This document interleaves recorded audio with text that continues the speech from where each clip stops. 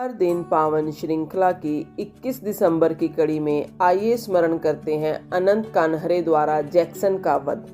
अंग्रेजी शासन में कुछ अधिकारी छोटी छोटी बात पर बड़ी बड़ी सजाएं देकर समाज में आतंक फैला रहे थे। इस प्रकार वे कलकत्ता, लंदन और दिल्ली में बैठे अधिकारियों की फाइलों में अपने नंबर भी बढ़वाना चाहते थे।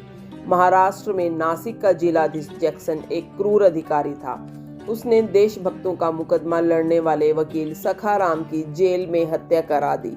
लोकमान्य तिलक को उनके 2 लेखों पर सजा दिलवाकर 6 वर्ष के लिए जेल भेजा तथा देश प्रेम की कविताएं लिखने के आरोप में श्री गणेश दामोदर सावरकर को आजीवन कारावास की सजा देकर अंडमान भिजवाया था। इससे नाराज क्रांतिकारियों ने जैक्सन को मारने का निर्णय लिया। इसके लिए सबसे अधिक उत्साह युवा क्रांतिवीर अनंत कान्हरे दिखा रहा था। उसका जन्म 1891 में ग्राम आईटी मेटे खेड़े में हुआ था। वह अभिनव भारत नामक संस्था का सदस्य था।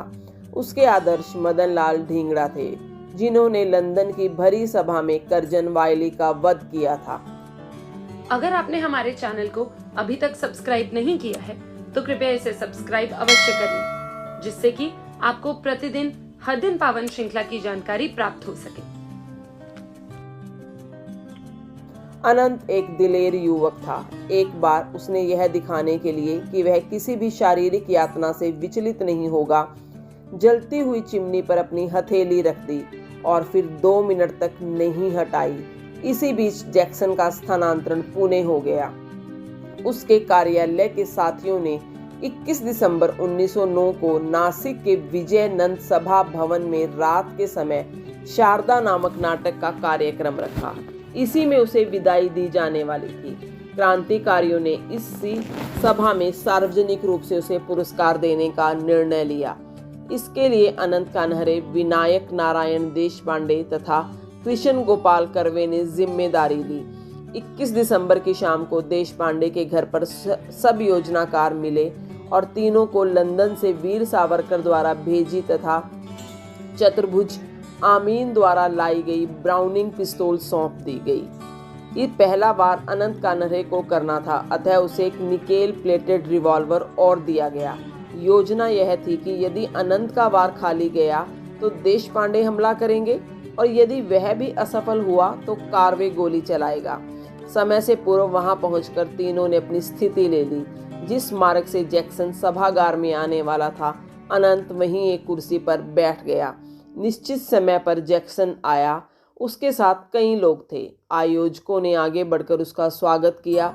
इससे उसके पास कुछ भीड़ एकत्र हो गई, पर जैसे ही वह कुछ आगे बढ़ा, अनंत ने एक गोली चला दी। वह गोली खाली गई।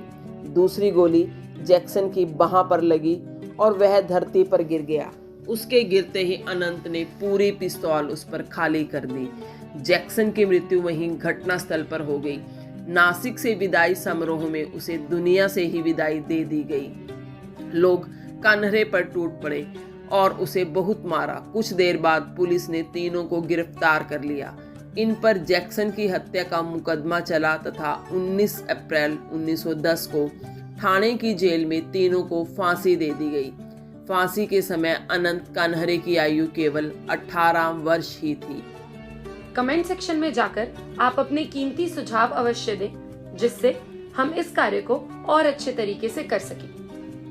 भारत माता की जय।